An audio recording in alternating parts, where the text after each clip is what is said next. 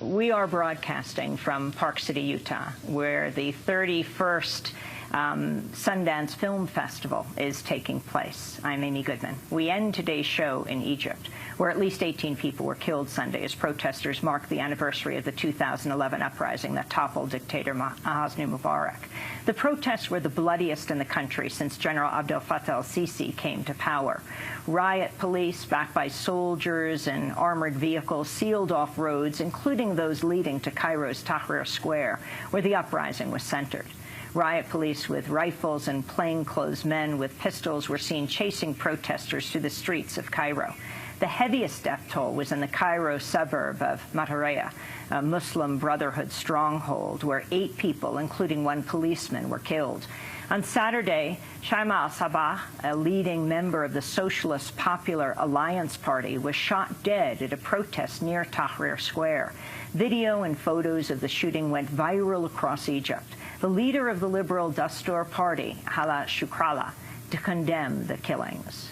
The atmosphere in which we have been during the past year after all the struggle is an atmosphere that cannot be accepted after what happened yesterday. What happened yesterday should lead to a real response by all those parties that say are fighting for democracy, social justice, and a civil state. We must all take a stand together to ask for no institutions to be above the law. Also over the weekend, 2 of Mubarak's sons were released from prison nearly 4 years after they were first arrested along with their father. Last week, an Egyptian court ordered the release of Ala and Gamal Mubarak pending their retrial in a corruption case. Meanwhile, hundreds of protesters and a number of journalists remain in Egyptian jails, including the 3 Al Jazeera journalists, Peter Greste, Mohammed Fahmy, and Bahar Mohammed. To talk more about events in Egypt, we're joined now by 2 guests, director Jehanu Jaim and producer Karim Amr. They are the prize-winning filmmakers of The Square, which documented the Egyptian Revolution of 2011 from its roots in Tahrir Square. The Square won several awards, was nominated for an Academy Award for Best Documentary in 2014. Jehanu Jaim also made Control Room about Al Jazeera. Jehanu Jaim, Karim Amr, welcome to Democracy Now! Thank you. Well, very serious developments over the last week that you've been here in Park City. First, can you talk about this killing of this activist leader? Yeah. She was going to put a wreath on the grave of people that had died in the 2011 uprising. She was shot at a 2-meter distance by police, eyewitnesses say, and Rajia Amran, a dear friend and a human rights lawyer who was both in the film The Square and is continuing to work on the ground defending many of the protesters that are in prison, attended her autopsy and said she was pummeled in the back by birdshot, which caused internal bleeding, which led to her death.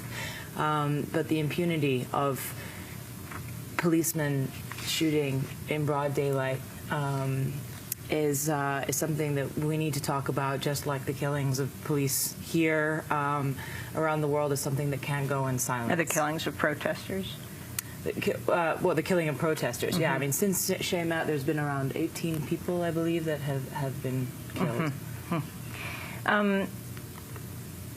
You have been documenting change in Egypt, Karim. A major day in Egypt is January 25th.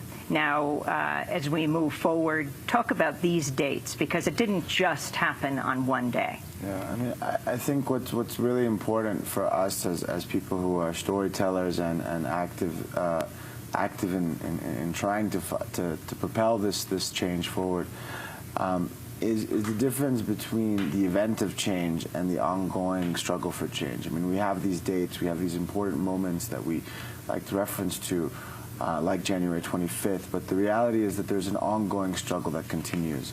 And like all social change, the fight for democracy in Egypt and across the region is going to continue, and change does not necessarily happen in a linear manner. It's you know, there's a series of ups and downs, and we've seen, like in many revolutions in the past, a counter-revolution that is vibrant. But what keeps us optimistic is that the same critical mass of young people that you saw in our film, The Square, and that many saw on programs like yours, are continuing to stand up, are continuing to say we will not allow for our story to be written for us. We will continue to fight and believe that we have the right to write a more equitable story. And I think that that is what's shaping the future of the country, and we will get there eventually. And Jahan, the significance of January 28th?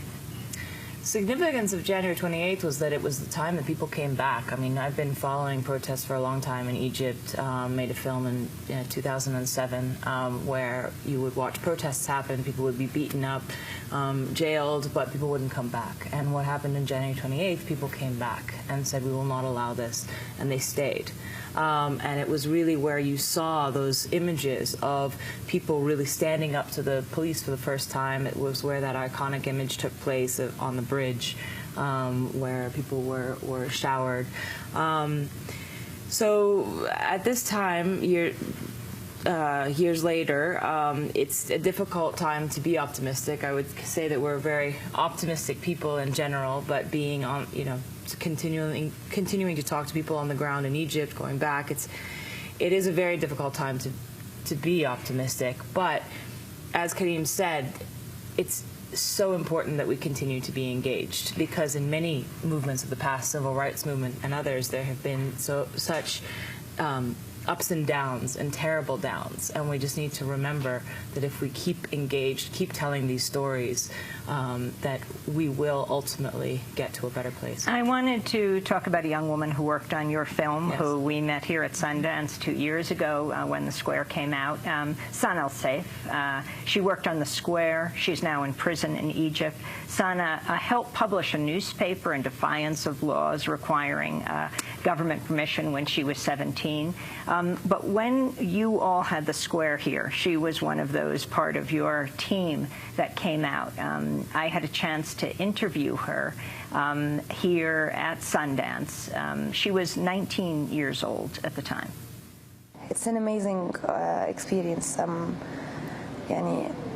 best thing, the thing that makes me really respect Jahan and that made me want to work with her is that most of the cameras left The Square after the step down. While step down is when Mubarak was when Mubarak stepped down, yes. Everybody was talking all over the world. Were talking about the Arab Spring, but all the cameras left, and we were left alone in The Square, and the army was really vicious. And these cameras, this media, we didn't get that media attention back until we lost a huge number of people. It takes if you have 2 people or 3 people dying in The Square, the media is not gonna be interested in that story. But if you have a big massacre like Maspero, 28 people being crushed by army tanks, then now the media cares. I think if there has been much more media attention, it could have stopped the bloodshed. It's possible. That's Sana al-Sabbagh. She was 19 when she came here to Sundance 2 years ago with you too, as you were winning these major awards, the whole team for The Square. What's happened now? Sanat was jailed in June, and she's been sentenced to 2 years in prison and an additional 2 years of supervision.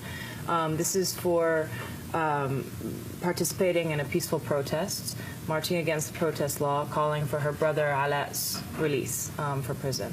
Alaa, the well-known activist who yes, we've been covering, and I hope you go to our website at democracynow.org to see our interviews and Sharif Abdel-Quddus's interview with him. So she celebrated her 21st birthday in prison. She's she's an incredible filmmaker, an incredible person, creative mind, somebody that should be the future of Egypt. And so it is heartbreaking, devastating that the government is treating their youth this way. Meanwhile, Karim, the Egyptian activists lost a final appeal at protest sentences. Ahmed Maher, Ahmed Duma, and Mohammed Adel for taking part in unauthorized protests. Yeah, I mean, again, this is just something that shows you the way that the government is taking the country. When you when you imprison young activists like Ahmed Meher and like Sana and many of the people who were willing to die for this country, for Egypt, who were willing to help rebuild this country, who were putting their lives at stake, instead of taking those people who love their country and using them in the rebuilding of this country and using them as critical catalysts for that change, you're putting them in jail. And Jahan, I'm just going to interrupt because we have 10 seconds. The Al Jazeera journalists Peter Gresti, Mohammed Fahmy, and Bahar Mohammed still in jail. You did Control Room. Still in jail, unjustly in jail, and join many other journalists and protesters. And what's critical is as both Egyptians and Americans right now, Egypt being the second largest recipient of U.S. aid, we need to, as active citizens, be aware of where our tax money is going. We have to leave it there. Karim Amr, Jahan Najim, thank you so much. Award-winning filmmakers of The Square. That does it for our broadcast. Democracy Now! Is produced by Mike Burke, Renee Peltzar, Martin Nermin, Shakespeare, Martinez, Sam Malkoff, Hani Masood, Ravi Karan, Dina Gezdar, Amy Littlefield.